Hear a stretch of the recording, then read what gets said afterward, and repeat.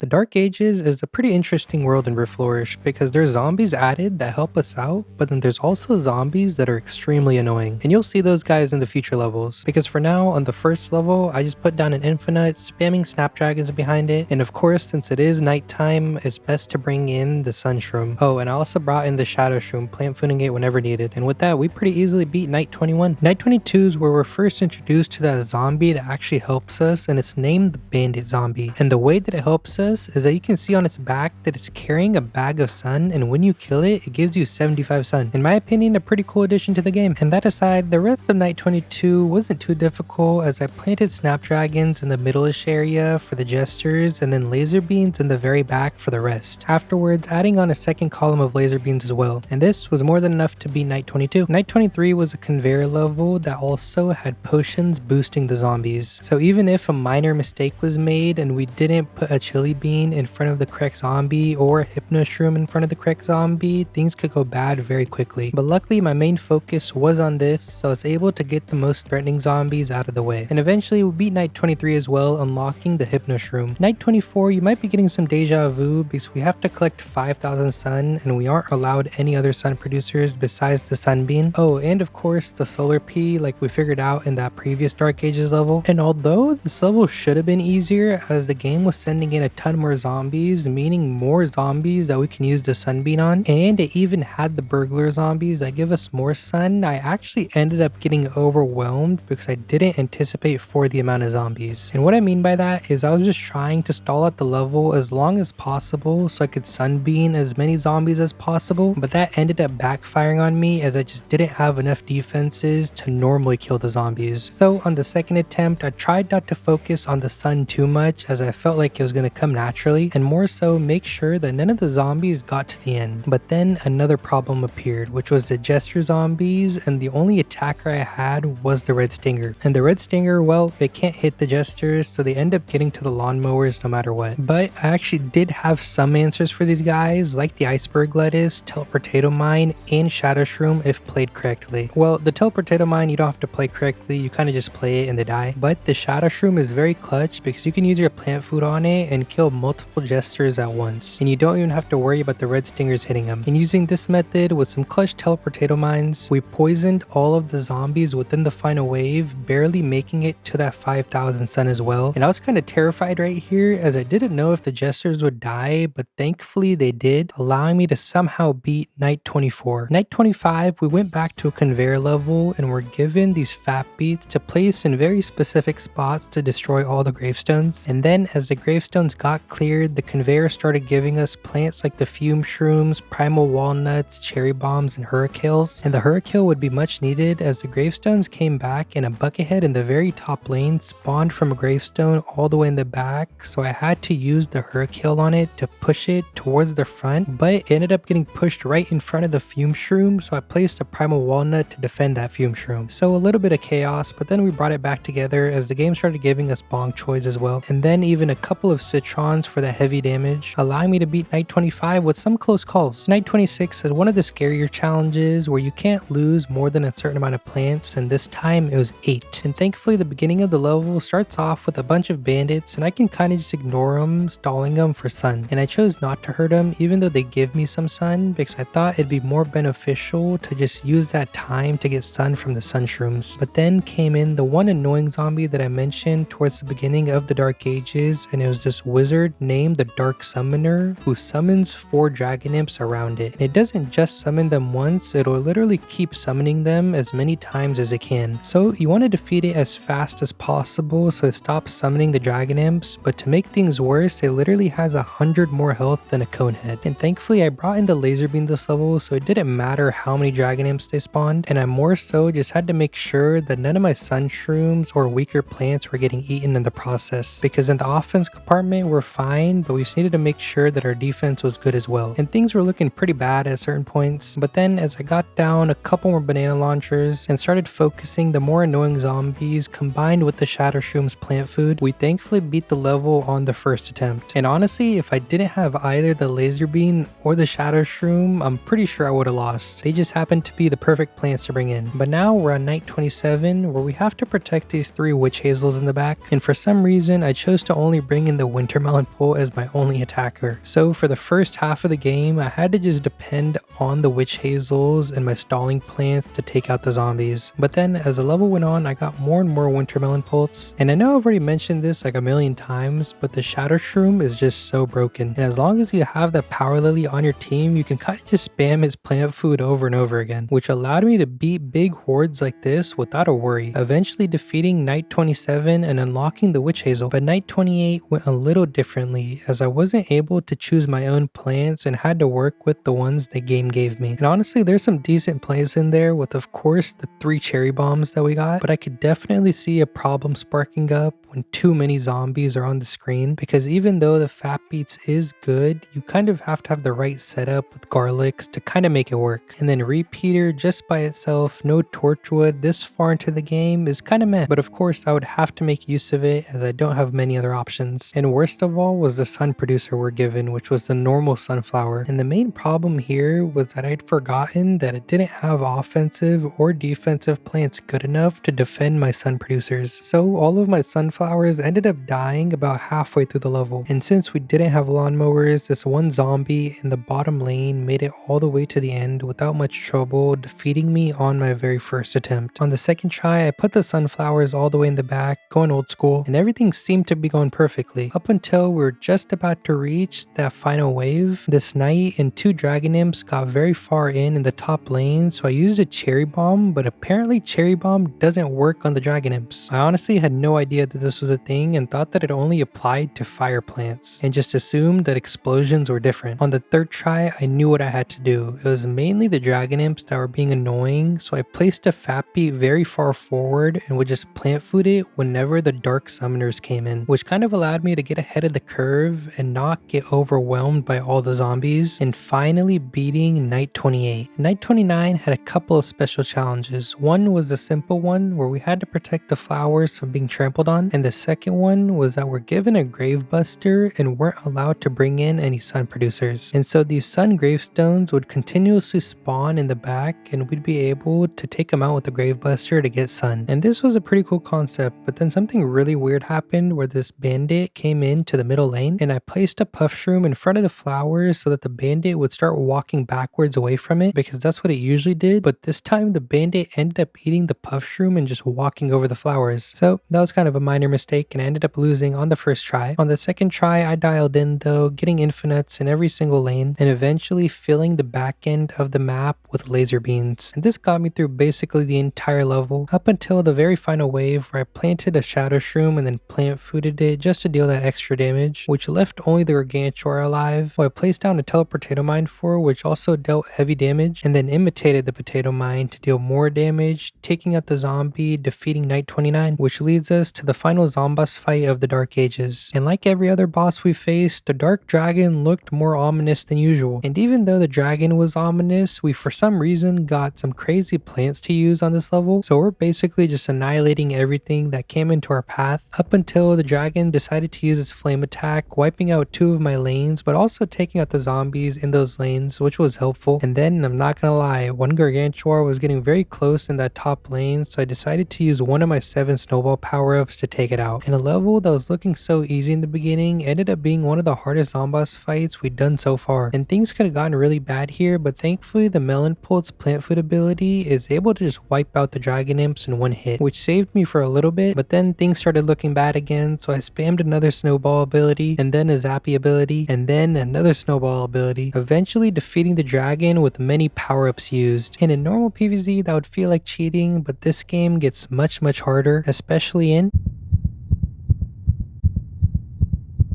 And before we start any of the levels, we actually had 300 gems saved up, so we're going to buy a couple of plants. The first plant was Blastberry Vine, who I use once in a while, so it won't get a special introduction, but the second one is more important to me, so let's introduce...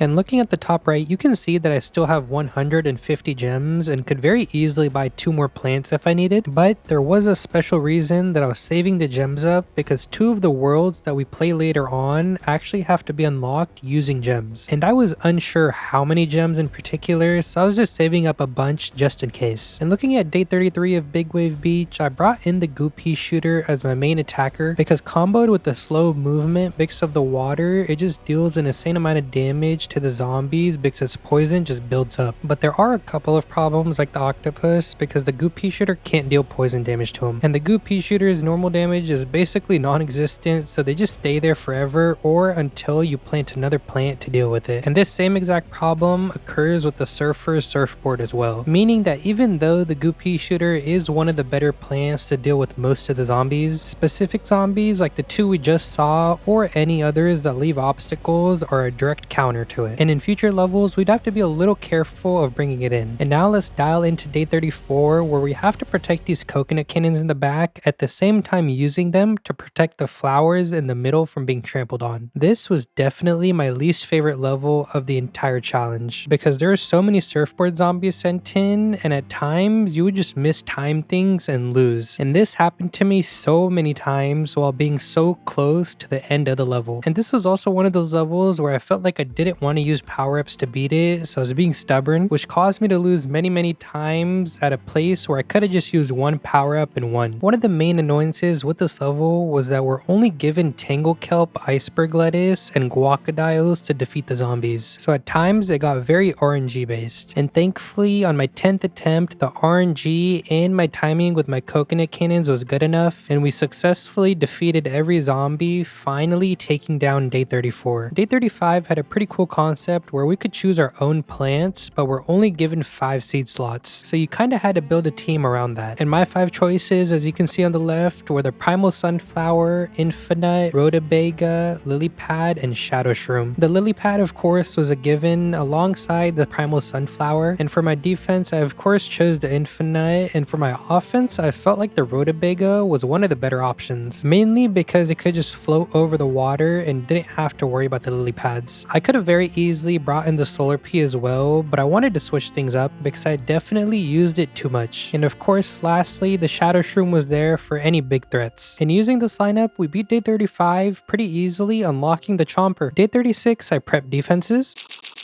And you might be thinking this is kind of a weird lineup to choose for your prepare defenses level, and I 100% agree because these plants weren't my choice and the game forces them on you. So I felt like the coconut cannons were my best bet and that's what I spammed at first, backing them up with some bowling bulbs and kernel pulse afterwards. And the hot potato was very handy in getting rid of the octopus from the plants, and without it this level would have been cooked. And I definitely did lose a couple of lawnmowers like the one in the bottom lane because my plants in that lane were just covered, but as the lawnmower sweeps by, it uncovers the 2 plants as well, so we're able to use them within the final wave. And although the bottom lane was not good, I actually lost a lawnmower in the top lane, which wasn't too big of a deal because there weren't any more zombies that were going to appear there, but there was a big problem in the lane right underneath it as there was too many zombies and we didn't have a lawnmower at the end, and they instantly ate through my coconut cannon as soon as it appeared back, which left me one choice: use one of my flick power-ups to get rid of them. And with that, I had beaten day 36. Day 37 was a conveyor level, and looking at the plants, you could probably tell that it was pretty easy. The laser beams just annihilated everything, and if they didn't annihilate the zombies, the banana launchers would do the work comboed with the chompers. And I made it through this level literally with 0 problems. Day 38, I could finally choose my own plants again, and if you look in the bottom lane, they introduced a new zombie named the Scuba Zombie. And this guy, in theory, is very similar to the Snorkel Zombie, but it can dodge plants like the Tangle Kelp. And to make things even worse, it has more than double the health of the Snorkel Zombie. So this is one of the zombies that you have to be very careful about because if you don't account for it, it can be very problematic. But my defenses and attackers were good enough that they didn't pose much of a threat to me. And eventually I beat day 38, unlocking the homing thistle. Day 39, however, was pretty devious. We had to protect these 3 homing thistles in the middle and we couldn't choose our own plants. And the game of course forced the regular sunflower on us alongside some pretty horrific horrific attackers for the late game. And to make things even worse, they kept on applying constant pressure to the middle 3 lanes where the homing thistle were. And I didn't expect them to do that, so I hadn't planted any plants like the boomerang behind the homing thistle to defend them, which ended up in me getting completely overwhelmed and deciding to just restart. On the second try, I was much more prepared, planting a boomerang in every single lane, eventually getting a second column of them down before the final wave as well. And this was more than enough to take down every zombie, defeating day 39. Day 40 was also an interesting one where we had to protect these walnuts in the very back, and it was a conveyor level. And this ended up being pretty easy as we had some good attackers on our side, and the citrons just didn't let anything get by. Day 41 didn't have any special challenges and I could use my own plants, so I decided to pull out that one strategy that we used about an hour ago on that other big wave beach level, but this time I replaced the puff shroom with the blastberry vine, which made the defense that much stronger, allowing us to pretty easily take down day 34. And now we made it to the second Zomboss Sharktronic fight, and this time the shark was green with red eyes. And I don't know if you remember, but I mentioned that the Tangle Kelp is very good against the Sharktronic because it gets stuck in the shark's teeth when it tries to eat it, making the shark useless for a couple of seconds. So I was constantly trying to use this strategy to sabotage the shark, and comboed with the Wintermelon Pulse, Chompers, and Coconut Cannons, this wasn't seeming too difficult. But then I ran into a problem. The shark did its sucking attack and then just stopped functioning. I didn't really know what was happening here and thought that maybe after a little bit of time the shark would go back to normal, or I could just defeat it like this because its health seemed to be going down still. But as we got to that last bar, the health stopped moving as well, and at this point it was cooked, so I had to just restart. But on the second try, using the same exact strategies that I just mentioned, I very easily dwindled down the Sharktronic's health, eventually defeating it and getting my sack of gems. And though the big wave beach was pretty difficult, it gets a little easier in.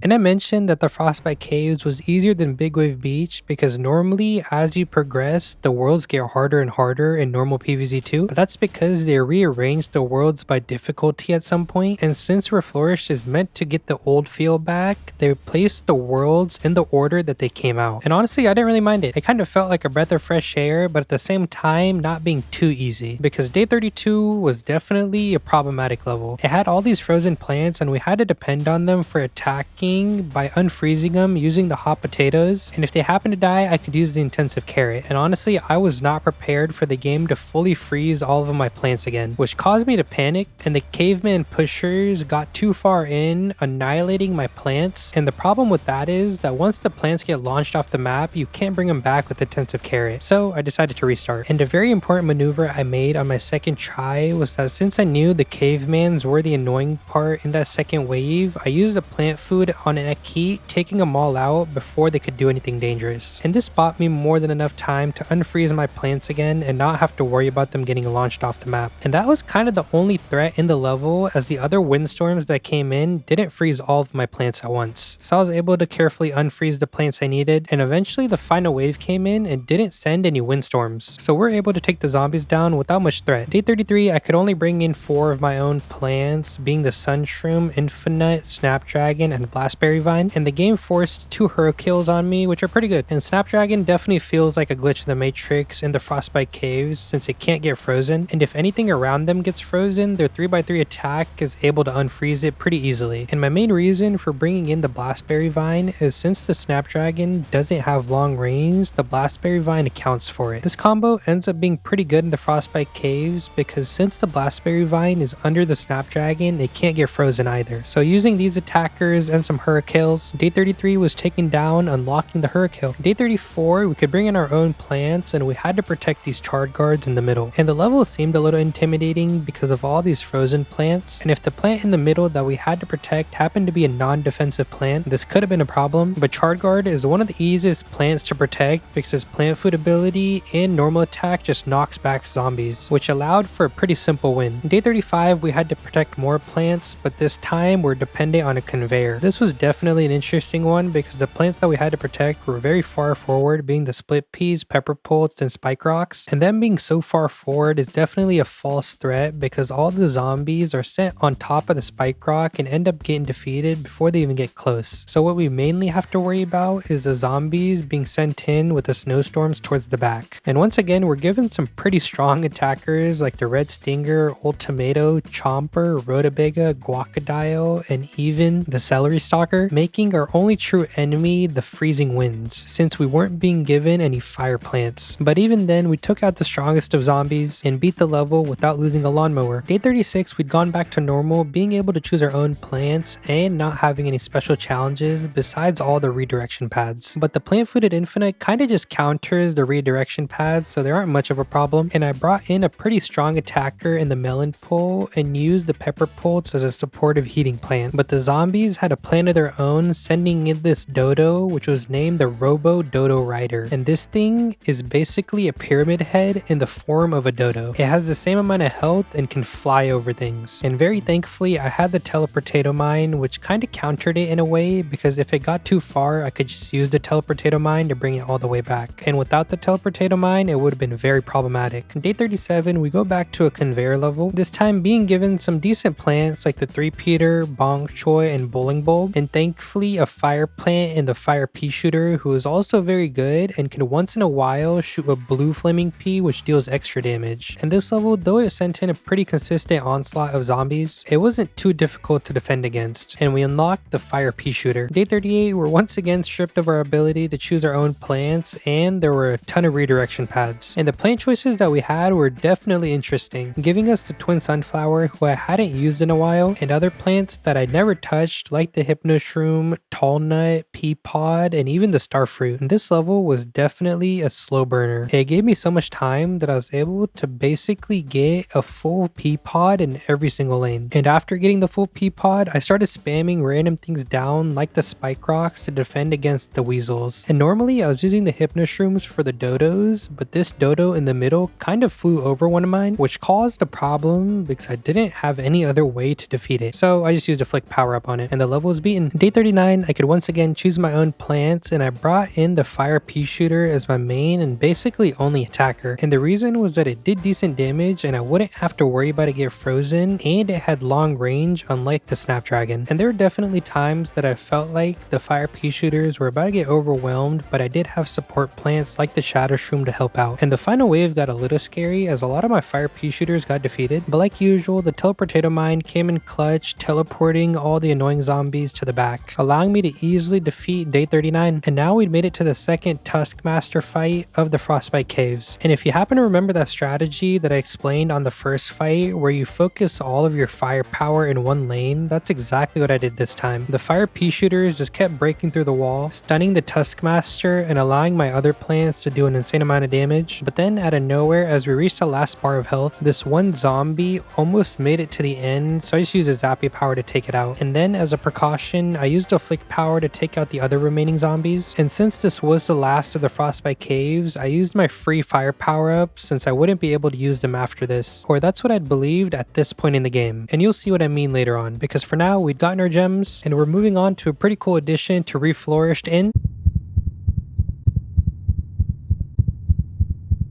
it's Lost City but nighttime, which can make things more complicated if we didn't have the gold tiles like we do on this level, since there wouldn't be any sun dropping from the sky, and having a high sun cost sun producer like the Primal Sunflower can be problematic in the beginning of the level. But as you can see on this level, it wasn't a problem because we had so many gold tiles to work with, and I had some pretty solid attackers with the Red Stinger comboing with the Blastberry Vine. I also for some reason completely forgot to use my Infinite and plant food it, and was depending on my Primal Sunflowers as my defensive plants. And this was definitely a mistake, but the level was easy enough that it ended up working out. Night 34 had a 5,200 sun limit, so I made sure to plant a minimal amount of sun producers so that sun could be used on attackers, but at the same time I also made sure to plant them on top of gold tiles so we would get more sun faster. And this time thankfully I remembered to place down the Infinite as well. And since there was that sun limit, I knew I was going to have to bring in an attacker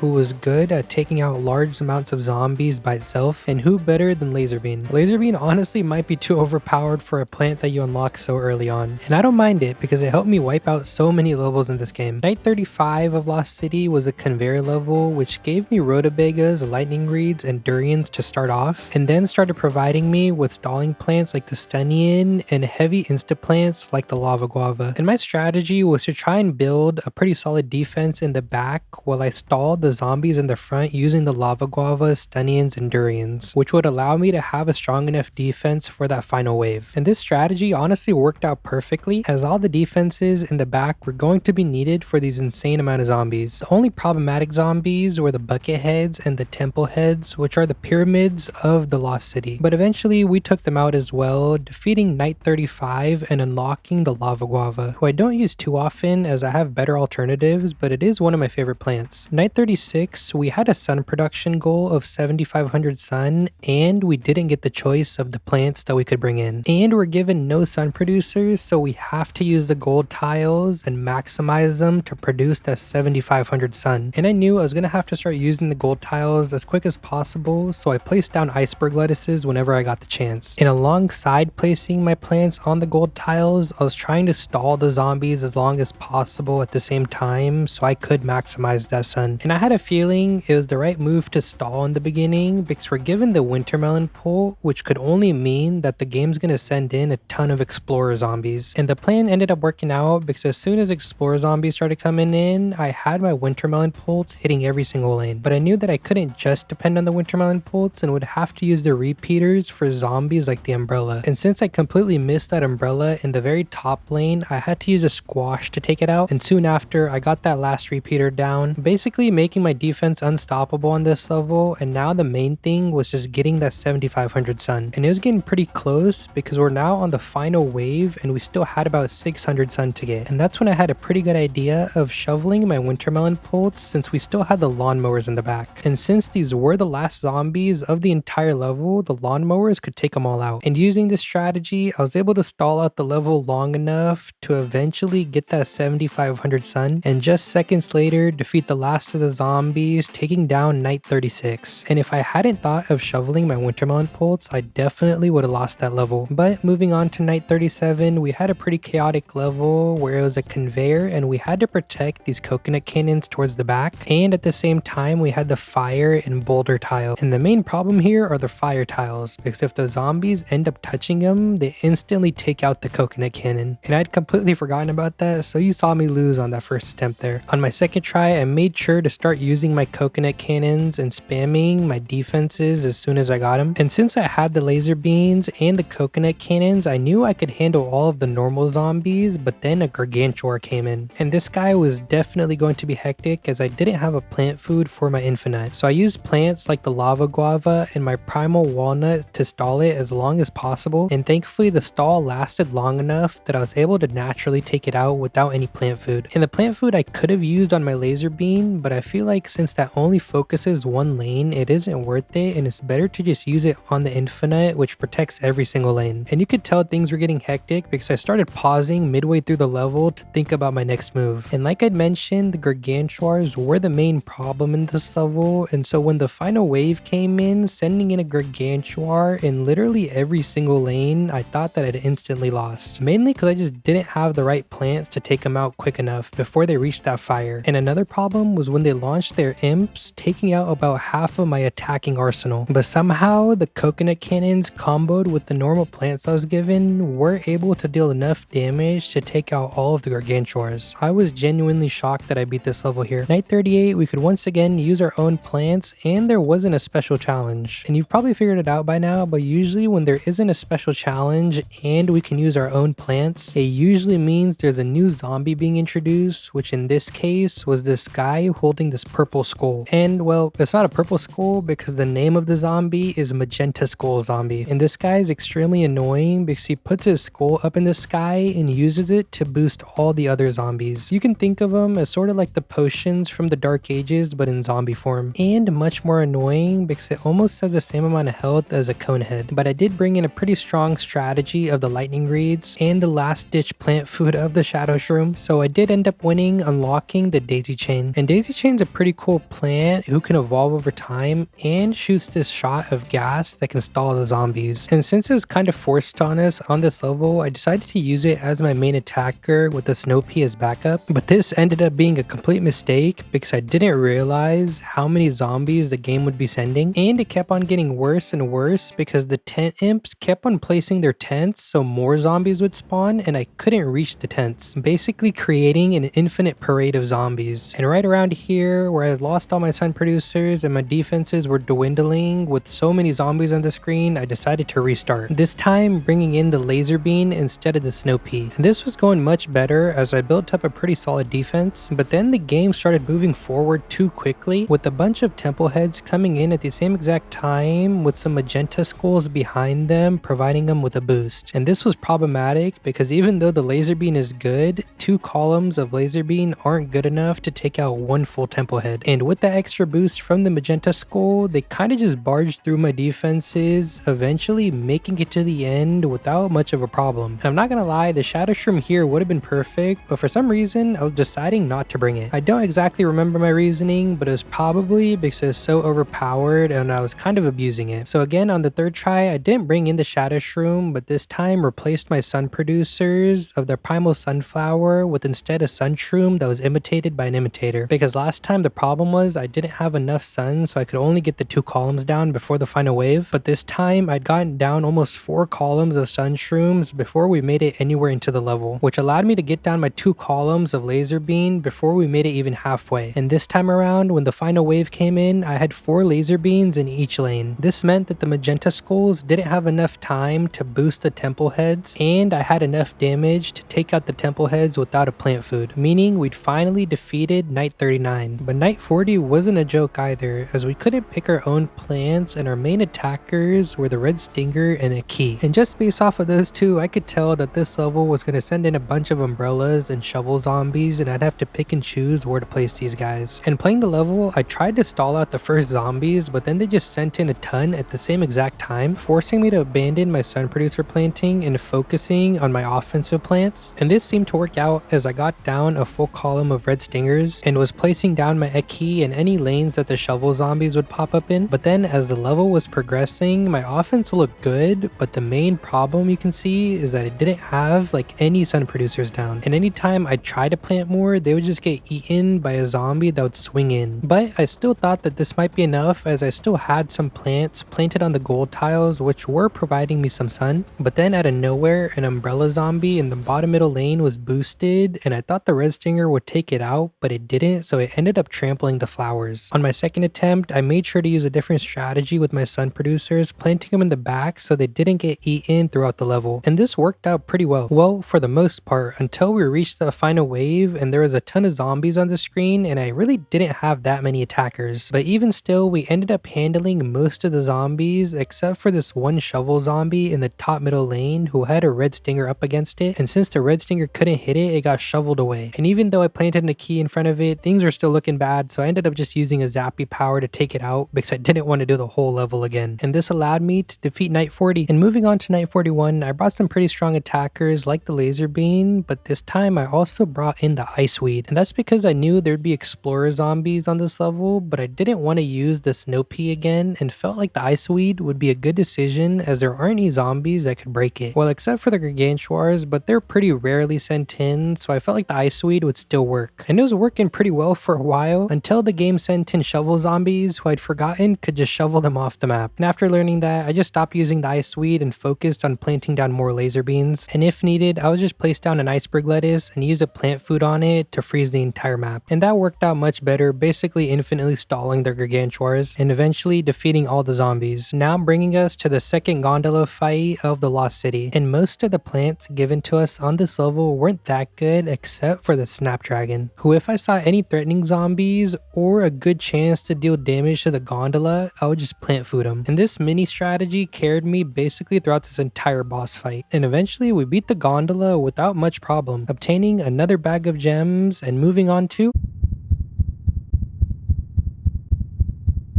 And a little spoiler, the next 2 worlds, which are Neon Mixtape Tour and the Jurassic Marsh, end up being pretty easy, meaning that even though there were some different challenges, I don't end up losing to any level. And that isn't anything too important, but I'm more so just saying it to let you know that I'll be going over them pretty quickly. And starting off with day 33 of the Neon Mixtape Tour, I brought in the Apple Mortar as my main attacker, switching it up a little bit. And honestly, since their damage is so high, they're pretty good at dealing with most of the zombies. But I'm not too sure if the sun land cost is really worth it when you compare it to another plant like the laser bean. But anyways, day 33 was still beaten. Day 34, the game chose our plants for us, being 3 time warp, 1 sun shroom, 1 banana launcher, and 1 puff shroom. And we had to protect these flowers in the middle from being trampled on, which first I kind of stalled for time using puff shrooms to defeat the zombies. And as I got more and more sun, I got more banana launchers down as well. And with 2 columns of banana launchers alongside 3 time warps to work with, there wasn't really anything that could win against us. Day 35 was a conveyor level with 3 columns of mold colonies towards the back, and our main attackers here were the pea pod comboed with the magnet shroom, and our defensive plant was the walnut. And the only really scary situation was this one in the bottom lane where a zombie ate through my pea pod and ended up taking the lawnmower, but I was quickly able to recover before the final wave and defeated the last zombie, unlocking the electric blueberry, a pretty cool plant that you'll see me use a couple of times in the future, with one of those times being day 36 comboed with the winter melon. There wasn't really any good reason to bring an electric blueberry into this level. It was more so I just wanted to try it out, and with the pretty good stall that I had going on with the winter melon pull, charred guard, and infinite, it worked pretty well, taking out the tanky zombies like these speaker heads. And day 36 was beaten. Day 37 was another conveyor level in which we had to protect these pea pods in the back, as well as using them as our main offensive plant towards the beginning. But as the level went on, we unlocked a key, red stingers, 3 peters, and laser beans for more damage. We also had the primal walnut as our defensive plant, but they kept on getting sacrificed to the gargantuars. And the only real threats on this level were these 2 gargantuars within the final wave, which the top one was taken out using the red stingers plant food, and the middle one, as soon as it was getting too close, I plant fooded a spike rock, taking it all the way back, defeating the gargantuar and day 37. Day 38 was a pretty interesting level because we had 2 intensive carrots, 1 spore shroom, 1 stallia, and 2 hypno shrooms on our lineup, with 3 primal sunflowers as our sun producers. And we had to make sure that we're semi-protecting the primal sunflowers because if we lost them, it was pretty much GG's. And thankfully, towards the beginning of the level, a couple of mohawk kickers kicked them back towards the middle, giving us more time before the zombies could reach them. And looking at the intensive carrot I'm about to use, you can see that the spore shroom had multiplied heavily, taking out all the zombies. And this defense pretty easily beat the zombies, unlocking the gumnut, a pretty cool plant, but I think I end up using it like once. Day 39 was a conveyor level, and it was mostly based around the mechanic of the fat beets and the garlic, and at the same time it introduced this goth punk zombie who had double the health of a conehead zombie. And this punk zombie, whenever it kicks your plants, they just go straight off the map, and we don't really get to see it, but the main counter for this zombie is the same as the normal one, and it's the magnet shroom who can just pull its head off. But all that aside, day 39 was also beaten. Day 40 had these 2 sunflowers in the back that we had to protect, but it gave me the freedom of my own plants, so I kind of just ended up spamming laser beans, pretty easily winning. Day 41 had 1 column of mold colonies in the back, and I could use my own plants, which I completely took advantage of, using infinites to stall in the beginning and spamming sun shrooms. I also brought back the solar pea for this level just to kind of mix things up, and things got a little scary as we're nearing the end because a lot of my sun shrooms got eaten, but we had enough sun in the bank that it didn't really matter. And we also had the cheat codes in shadow shroom and the teleportato mine, which helped me eventually take out this one annoying gargantuar, beating day 41. And now we'd made it to the second multi-stage masher fight, and this time thankfully we had some better plants to work with than the first fight, because if you remember last time we only had celery stalker, fat beets, and cactus as our main damage, and it was only really cactus that was doing any damage to the boss. But this time we had plants like the fume shroom and the red stinger who were much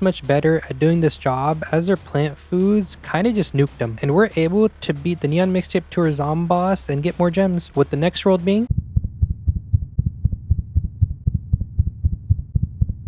the Jurassic Marsh. Like I mentioned, I don't end up losing in any level, but there were some important things introduced, like the black tar you're seeing on the ground, and what it does is basically makes any plant that you plant on it useless, besides the walnut defensive plants, since those guys don't really have a function besides tanking damage. And even though it was bad for the plant side, it was also helpful at the same time because it slowed down any zombies in it pretty heavily, basically like what the sapling does. And you can see that I brought in the level nuke laser bean and pretty easily beat day 33. Day 34, we had to protect these flowers towards the middle from being trampled on, and I brought in the spikeweed for this level because you could just cover the flowers and any zombie walking over them wouldn't count as the flowers being trampled. And this heavily simplified the level because we didn't have to worry about the flowers anymore, since there wasn't any zombie that could take out the spikeweed. And eventually day 34 was beat. Day 35 was a conveyor level, and it definitely upped the amount of tar tiles that we had to deal with, but the conveyor gave us some pretty good plants like the Aki, potato mines, and perfume shrooms system for the dinosaurs. Oh, and also the hot date, which is basically the sweet potato combined with the jalapeno. And after beating this level, that was exactly what we unlocked. Day 36, again, no special challenge, so I just farmed sun in the beginning as I was able to bring in my own plants. And there are a couple of new zombies that I should quickly mention. One was this eggshell imp, which almost has double the health of a conehead, and they end up being pretty annoying in one of the future levels. And the second new zombie was the amberhead zombie, and you can think of it as the pyramid head of the Jurassic Marsh. And since I brought in the goopy, their tankiness didn't really matter, and we pretty easily annihilated all of the zombies, beating day 36. Day 37, I didn't have a choice in my plants and was forced to use the fat beet garlic combo combined with a split pea. There was also a new zombie introduced, which was named the Jurassic Imposter. And this guy is basically the same thing as the normal caveman looking zombie, but this one can't get hit by the dinosaurs. So even if you get them on your team, they won't do anything to it. But at the same time, the dinosaurs on the zombies team won't do anything either. So it ends up not being too difficult to defeat. And aside from that, we had one amber zombie in the very top lane get to the very end, taking that lawnmower. But afterwards, we didn't have much problem with any zombie, and level 37 was defeated. Day 38 got a little awkward because it was a prep your defenses level, but I completely forgot about the pterodactyls. So I ended up having to plant infinites behind my wintermelon pults and goopy shooters just to protect them. And my way of countering these zombies was just using the teleportato mine since they were the most far forward. And this, though it was awkward, it ended up working. Day 39, I would have to say, was the scariest level of the Jurassic Marsh, and it was due to the reason that we had to protect this hot date, and it ends up being one of the worst zombies to protect since it just attracts zombies from the adjacent lanes into its own lane. So I placed an infinite in front of it to protect it, but then there would be times a stego would just launch an imp right onto the hot day, kind of giving me a jump scare, and my answer to this was just plant fooding as many plants that I could. And after too many close calls like this, we eventually did beat the level, successfully defending the hot day, and we unlocked the parsnip. The next section of levels was pretty easy, so days 40, 41, 42, 43, 44, and lastly day 45 we dominated mainly using the goopy shooter. Day 46, though it wasn't difficult, I thought it'd be cool to stop on because it had this weird setup to start off, and we couldn't choose our plants with the game giving us these 5, and though the plants looked pretty aligned towards the beginning of the level, towards the end we'd basically lost them all and it was complete chaos. And this one eggshell imp was gonna make it to the end, so I ended up using another flick power up, defeating day 46. Day 47, I could bring in my own plants again, and you can see us constantly just bringing in the goopy shooter because it's kind of just my favorite plant to use at this point. But I did end up running into one problem, which were these boulders that were carried by the zombie named the rock carrier. And basically what this zombie does is that after it's defeated, it just throws down the rock it's carrying onto the ground. And if you remember in the Big Wave Beach, I mentioned that the goopy shooter is extremely bad against obstacles, and this was one of the biggest ones as it was so tanky and the goopy shooter basically just couldn't do anything to it. But even then, using the support of my other plants, we beat day 47 on the first try, with us now making it to the second Jurassic Marsh boss fight. And this boss fight ended up being one of the more simpler ones, and it was mainly due to the reason we're given the parsnips. They were great damage dealers against the mechasaur and just really good against the normal zombies as well. And the basic strategy here was brainlessly spamming the parsnips towards the front and everything else towards the back, which worked pretty well as we quickly defeated the mechasaur, getting another bag of gems. But this would be the end of the easy era as we feel pain in.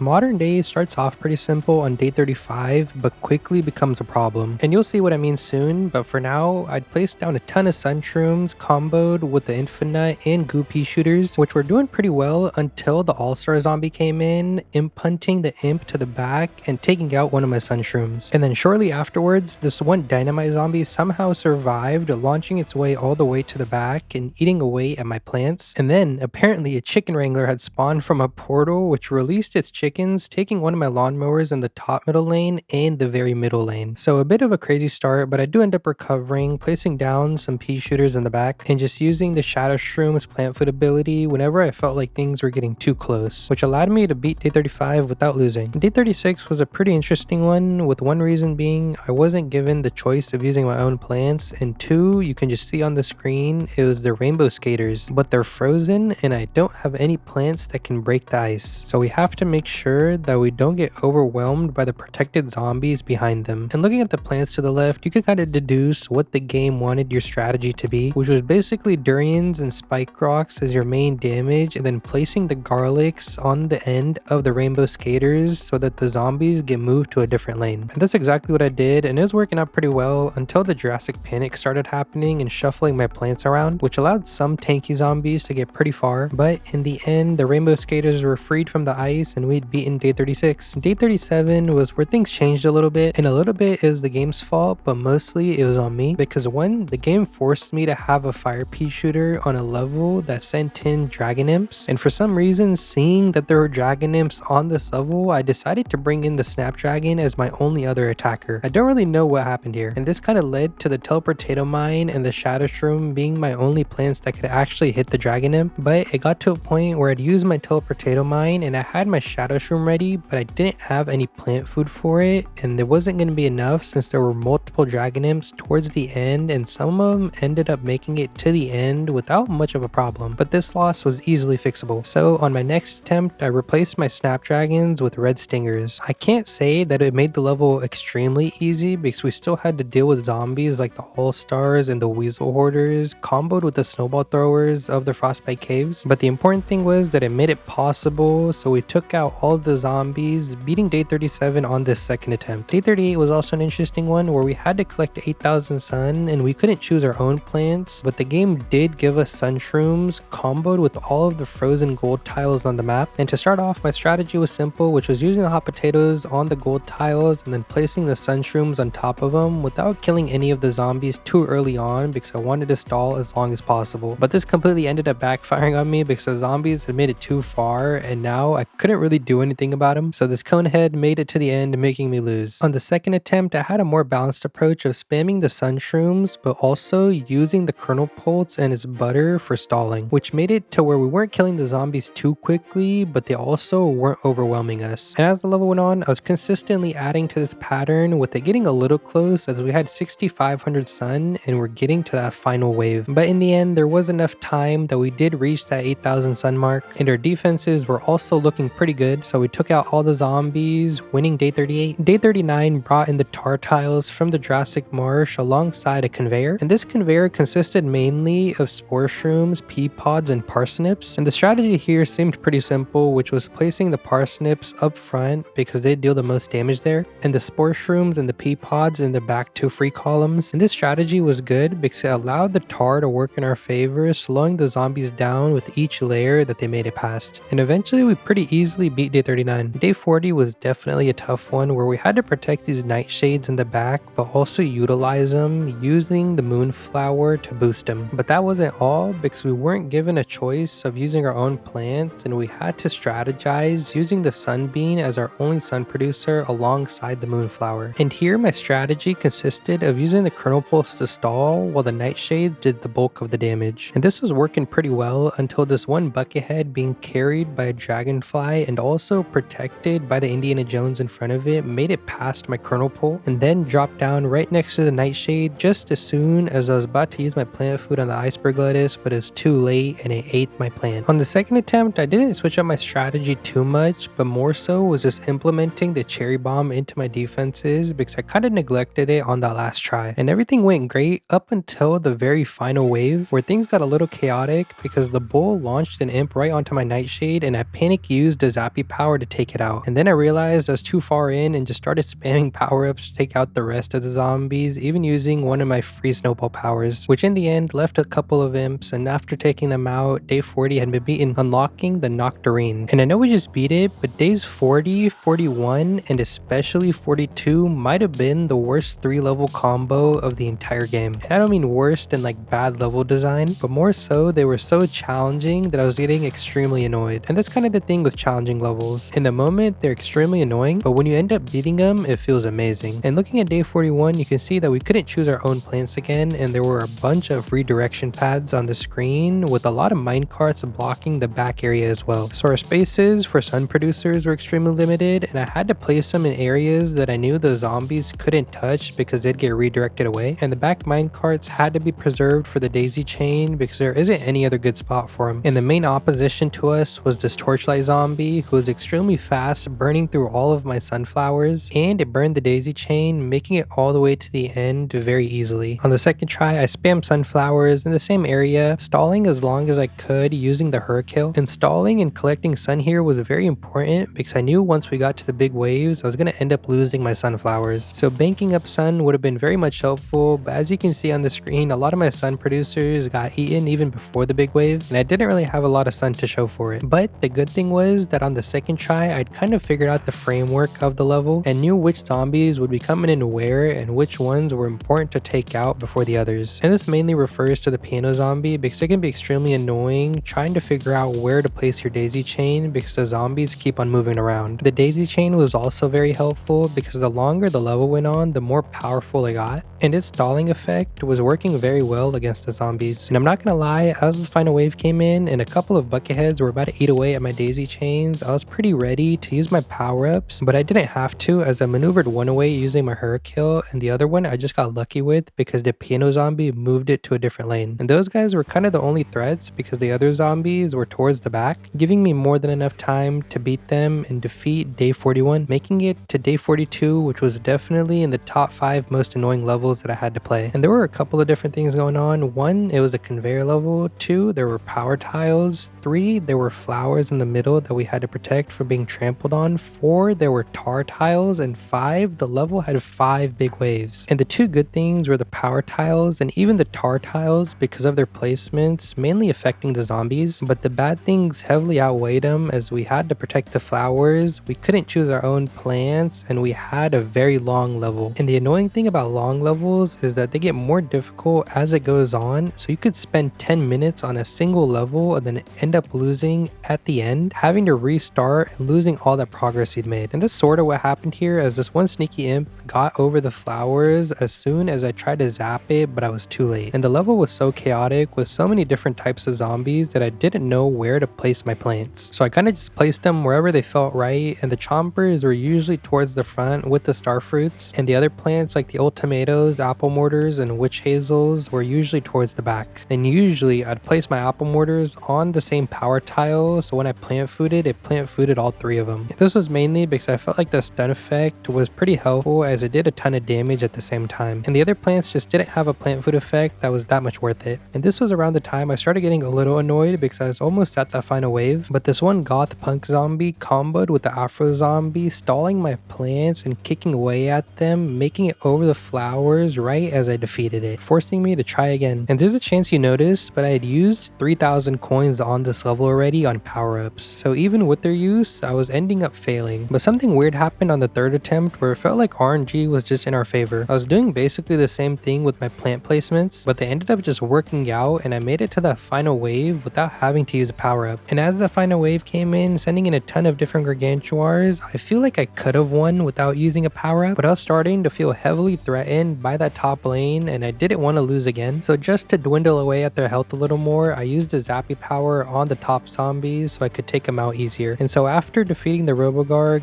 and the last Yeti imp, we had finally beaten day 42. In day 43, we could finally bring in our own plants, and I just had to bring in the laser beam to ease my pain. And ease it did because we completely nuked this level without much of a problem, unlocking the Mercademia nut. Day 44 was an intensive carrot level where there were plants that had been eaten, but we could bring them back with the intensive carrot. And at the same time, we had the repeaters in the back helping us, but we also had to protect them. And this level wasn't too difficult. My main focus was keeping the charred guards, Hocus Crocus, Primal Pea Shooter, and Shadow Shroom alive. And the spring beans only were needed because this top lane had just introduced a new zombie, and this guy is basically a newspaper zombie, but much tankier. The normal newspaper zombie has about the same amount of health as a bucket head, and this guy has the same amount of health as a pyramid head. So I knew we'd have to be much careful with him. But our stalling was good enough that we got all the damage on it, and then the Shadow Shroom with the Hocus Crocus was able to finish it off. And there was another one who's getting pretty far, but then the Charred Guard launched it into my Shadow shadow shroom, and then the hocus crocus teleported it all the way back, allowing us to completely annihilate it, in return beating day 44. Day 45 didn't have any special challenges, and I ended up bringing in one of the more overpowered strategies that I had in my arsenal, which was the Wintermelon comboed with the Blastberry Vine, and this made light work of the level. Day 46 was a matching slash begold level, and there wasn't really anything special that happened. I mean, things got a little close in the upper lanes, but we only had 6 more matches left, and after getting them, we unlocked the Shadow Pea. Day 47, I could use my own plant, so I again brought in the Wintermelon with the Blastberry Vine, and this was looking a little scary in the beginning because the Wintermelon's just so expensive, and they started sending in zombies in every lane. But as soon as I got down a full column of the Wintermelon pull comboed with the Infinite, I was pretty confident in our win, and I actually didn't even end up using the Blastberry Vine for this level. Day 48 was a very different concept, and where we didn't have any sun producers, but each zombie had the sunbeam effect on it. So the more zombies that we ended up taking out, the more sun that we could get in return. And in the beginning, I just spammed my puff shrooms because I didn't know what to use my sun on, which made it a little close, but I had some plant food power-ups, which the puff shroom have a good plant food, so I was able to take the zombies out. And then I decided to slowly start planting melon pults. But as soon as the Gargantuar came in, I knew I was going to need something stronger, and the only thing stronger was the banana launcher, so I saved up for it, using it right away, and then using the stunning on the Gargantuar as well because it was getting a little close. But using this combo and the melon pult's damage, we took it out, and then this caveman was threatening us in the bottom lane, but thankfully my Nightshade was able to defeat it. But we ran into another problem, which was the umbrella zombies, who I stunned and then Nightshaded, one-shotting it. So it was a pretty hectic level with a ton of close calls, but by the time the final wave came in, we had a pretty solid defense, and I used the plant food on a banana launcher, clearing out most of the zombies, leaving only the Gargantuars, who were able to stall out and eventually defeat, and this led to our victory over day 48, making it to day 49, one level before the Zomboss fight. And again, I could use my own plants, but this time I brought in the Gravebuster because I saw the gravestones towards the back, and after gravebusting them, I started planting down my Wintermelon pults, and then my Blastberry Vines on top of them. And this level is technically supposed to be a difficult one because it has 5 big waves and a ton of zombies it throws at you, but this strategy was so overpowered that I was overflooded with plant food that I couldn't even use, and all the zombies were barely making it onto the screen. And after defeating this last Gargantuar and collecting the bag of coins, Zomboss appeared on the screen. And this is very late into the video to mention it, but if anyone's curious, I have been reading all of the text because I was told it was important to, and I haven't really been mentioning it in the video, but in the 5 new worlds, as there is an important story arc, I will be mentioning it here and there. And at this point, Penny was worried that Zomboss didn't even know what he himself was doing, and this could be problematic if not stopped. And as we headed into the boss fight, Zomboss was talking about drastic measures such as these that he'd never considered before, and mentioning something about an eternal holiday process that had already started, but not mentioning any other thing. He mentions that there's an old Zombot that we'd recognize, and as the fight started, I definitely recognized a Zombot which was from the far future, and this Zomboss fight was extremely cool and a perfect way to end off modern day, mainly because it paid a homage to the first PvZ game where the Zomboss fight had these big snowballs and fireballs that you had to counter using the ice shroom and the jalapenos, and this was an extremely long battle lasting over 11 minutes, and for the most part it was extremely easy until we got here where the microphone whippers were kind of just comboing my plants, taking them all out. And I thought I'd lost here because the dancer zombie was maneuvering to the end, but luckily I got a last second iceberg lettuce which froze it in place, and then I was able to use a hurricane to push it backwards. That was definitely a close call, but things hadn't died down as now there was a Gargantuar in the very bottom lane threatening it. But RNG was in my favor because I got another hurricane to push it very far back. And this is what kept on happening. Zombies would get close, but then I'd get a hurricane or a jalapeno to destroy them. And then at a certain point, things died down a little bit and Zomboss stopped sending in the Gargantuars, so I was able to get down a solid amount of defenses again. But now Zomboss only had a sliver of health left, and with a couple more Dusklobber shots, Zomboss had finally been defeated, giving me another bag of gems. And then Dave tries to tell Zomboss that he was finished, but Zomboss comes in calling him stupid and saying his true intentions were to stall us. And then Penny tries to talk to Zomboss, telling him to stop because he's gonna break the fabric of reality, but Zomboss says I'm precisely aware of what I'm doing and that we'll never take it away from him. And we see the damage that's been done in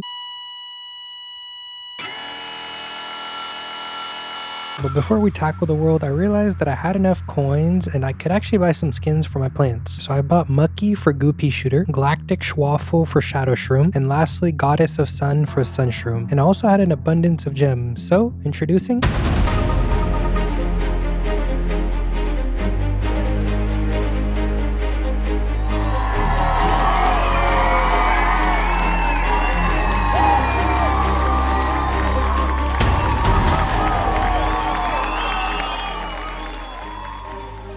and I also bought Cold Snapdragon, but he won't get a cool intro because I end up using him like once. But now we're on Holiday Mashup, the first of 5 new worlds that we play. And in this dialogue, Penny and Dave are discussing that it's Festivus again, but it isn't supposed to be Festivus and time seems to be messed up. But they don't really know what's happened yet. And Dave says it doesn't matter because there's presents, and he loves presents. And I went into day 1 bringing in both of my new plants, which the Cold Snapdragon is pretty straightforward and it acts like a normal Snapdragon but slows down the zombies. But it did seem to have a nerf because the zombies in this game don't seem to get slowed down as much as they do in the normal game. In the Sweet Pea, you can basically think of it as a long-range starfruit. It shoots a candy which breaks off into 5 pieces like the starfruit, and it has a pretty cool plant food ability, but I don't really end up using it in this level, but I will mention it when I use it later on. And one more thing I should explain in this level is the presents, and it's basically when you break them, you get a random plant or an extra boost like sun from them. That's why you see that random melon pole and tall nut on the field. And to speak on the world Holiday Mashup, it's pretty much in the name. It goes level by level, changing seasons because it seemed like Zomboss's plans messed up the timeline a little bit. And there's actually so many new zombies within this world that I won't be going over all of them, but I will make sure to go over the important ones that were either problematic or just cool, because each holiday/event has its own set of zombies who either have some immunities or other things. And I'm gonna be completely honest, most of the immunities I didn't even know about while playing. Like apparently all the St. Patrick's Day zombies have a 75% immunity to stun effects. I literally only learned this when I started looking over the almanac to do my voiceover so I could better explain things. I kind of just played the game normally as I would, thinking that these guys were normal zombies like usual as well. And also the Holiday Mashup world by itself took me 8 hours in total to complete. So you'll see me just skipping and skimming through some levels, and if I happen to miss anything important, just yell at me in the comments. You can see day 3 was a conveyor level and we'd switched over to Valentine's Day, but it was an extremely easy level. And there will just be a lot of easy levels in all the new worlds since we're technically going to be playing the beginning of all of them. And also by this point, I had a pretty good lineup and understanding of what plants would work where well. And for now, I ditched the Cold Snapdragon and was just using the Sweet Pea because I wanted a bit of variety from the usual Laser Bean and Wintermelon. Even Red Stinger and Snapdragon felt overused, but those guys start coming back towards the end of this world where things get a little bit more difficult. And we still had all the supporting characters like the Shadow Shroom, Teleportato Mine, Infinite, Iceberg Lettuce, and Power Lily. Those guys are basically just essentials at this point. This was also when I used the Sweet Pea's plant food ability, and it's basically this ball of candy which sucks in zombies from adjacent lanes and pushes them all the way to the end, dealing a pretty significant amount of damage. It's not an insta kill, but it does really good damage, and the fact that it pushes them all the way to the end is kind of insane. But to kind of semi-counteract that, there is a limit to how many zombies it can hold. And all that aside, day 4 was actually important because after beating it, we unlocked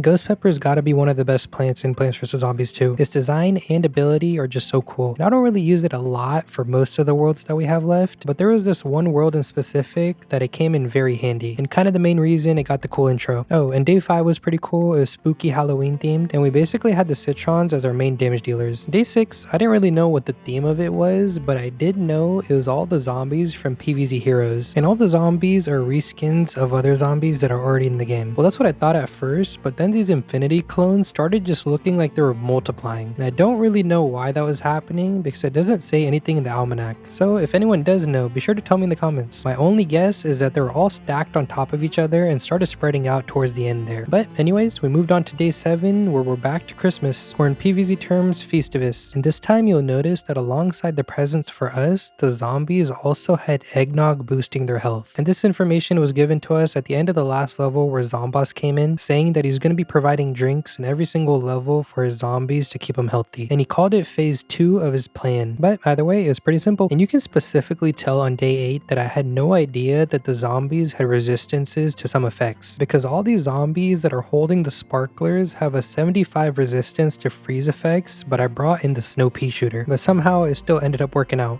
Day 9 was an Easter level, and all the Easter zombies have a full immunity to sap effects, which I didn't know at the time, even though the game specifically placed sapling so we could figure it out. But that aside, the Easter zombies also had a reskinned dynamite zombie in the form of a bunny, who was pretty annoying at certain points because he'd get the drink and have the health boost, but then jump to the end, eating away at my plants from behind. But we still beat day 9 and unlocked the dandelion. Day 10, we had a special challenge where we had to butter 25 zombies within the level, which was pretty unique, but at the same time it was extremely easy. And I had this idea of using the tau turnip and then placing the sweet peas on top of it, which allows me to use the plant food ability one time and hit all 5 lanes. And this was pretty cool and handy against all the turkeys that came out, since it was a Thanksgiving theme level, which now thinking about it also makes sense why the butter challenge existed. Day 11, I believe, was a JOB themed level, and it's basically just all the zombies with huge heads. And their specific special immunity is that they can't get knocked back by the primal pea shooter's attack, which is why I'm guessing that we had to protect primal pea shooters in the middle. I feel like there's a reason, but I have no idea what it is on why the zombies' heads are big. I'm assuming it correlates with the theme, but I have no idea. And yapping aside, we'd beaten day 11. Now making it on to day 12, and out of the 48 levels that are on this world, this is actually the worst one, at least for me specifically, because it's technically a mini boss level, but I'd made the mistake of bringing in the goo pea shooter, who, since he doesn't do that much damage, couldn't break the presence, and I ended up losing before the mini boss even came in. But on the second try, I brought in the sweet pea, who I thought was a pretty good choice because it's able to decimate most of their zombies. But then came in the mini boss, which was named the cake tank, and whenever you do enough damage to it, it loses a layer, sending out zombies onto the map. But the main annoyance was it was immune to plants like the charred guard, sapling, teleportato mine, and even my shadow shroom, which meant that we had to rely only on the sweet pea for damage. I even tested out if I could use the flick on it to send it backwards, but that didn't work either, and it walked to the end without any problem. On the third try, I replaced the sweet pea with the solar pea, because the main problem with the sweet pea was that when the boss was in the middle lane towards the end,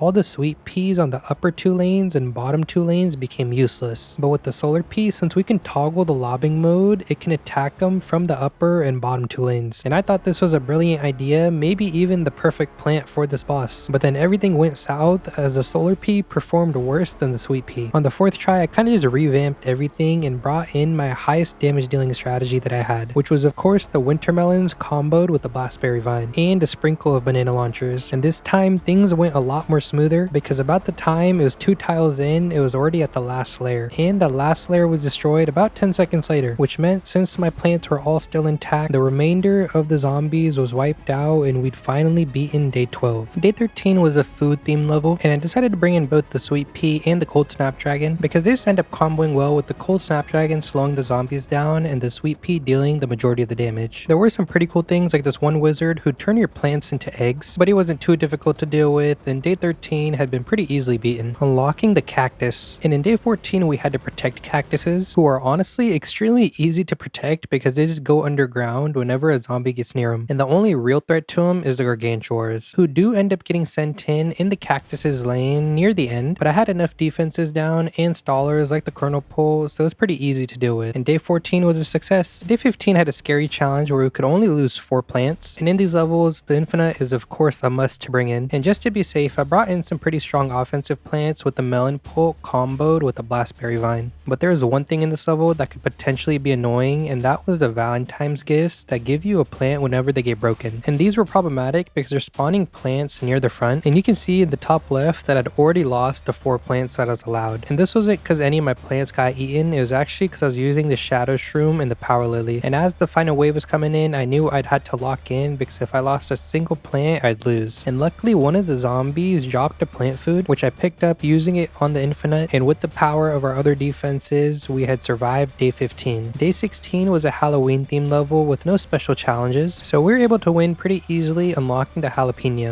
Day 17, I couldn't choose my own plants, but the game did give me some decent ones, being the sapling comboed with the kernel pole, because it allows for some really good stalling. And to make the stalling even better, you can add charred guards, with the last piece of the puzzle of course being the melon pole for the main damage. And again, day 17 wasn't too difficult, but we did happen to get this note, and simply put, it was a note from the zombies pretending to be our grandmother, asking to visit her for the holidays, but leaving our door open and lawn unguarded in the process. And special items like this usually entail a boss level up next, and that's exactly what it was, because Zomboss came up and told us he'd be sending in a ton of gargantuars from each of the holidays. So we started the level, and it was mainly at first dandelions, but then also started giving us saplings and walnuts. And this was definitely going to be a long level because it also had 5 big waves. And as we approached the first big wave, I was getting a little worried because the dandelions are good, but they're not really good enough for gargantuars. But thankfully, the game started giving us citrons to help out as well. And as the level progressed, the game started giving us spore shrooms, even primal pea shooters, pepper pults, ghost peppers. And as we're approaching the 4th big wave, it started giving us laser beans. And you can just kind of tell by looking at the map, we weren't struggling at all. And even the gargantuar sent within the final wave weren't a threat, and we pretty easily beat the boss level of day 18, unlocking the key for the next world. But I'm skipping that dialogue for now because you'll see the world when we get there. And as we're entering the next world, Zomboss started talking to us again, telling us how the holidays were getting more and more corporate, and apparently it was his doing all along. And the special challenge behind these corporate zombies is that they're just a little bit faster, but it's really just the tiniest amount, so it's really not even noticeable. And I used a laser beam, so I pretty easily won, unlocking the blooming heart, whose damage in the almanac is described as emotional. That wasn't really an important fact, but I thought I'd just mention it. And day 20 was a conveyor level that gave us mostly blooming hearts and gum nuts to use, with some dandelions and a banana launcher to support. And after beating it, we unlocked this calendar with the number 20 on it, and this calendar was the endless of holiday mashup. Day 21 I prepped defenses,